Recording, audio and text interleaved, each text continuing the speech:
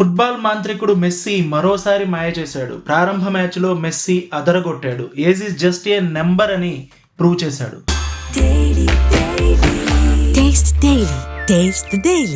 FIFA 2026 ప్రపంచ కప్లో defending champion Argentina తమ ప్రారంభ మ్యాచ్లో అల్జీరియాను ఓడించి జైత్రయాత్రను ప్రారంభించింది.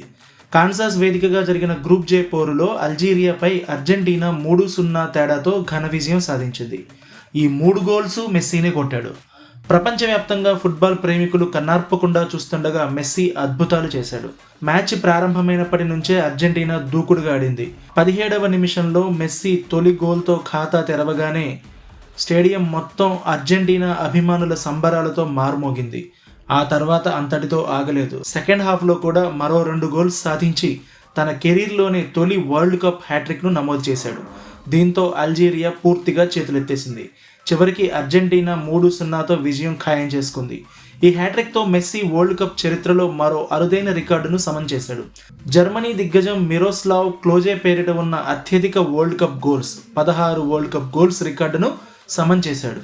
అంతేకాదు 6 వరల్డ్ కప్పుల్లో ఆడిన తొలి పురుష ఫుట్బాలర్గా కూడా తన పేరును చరిత్రలో లిఖించుకున్నాడు.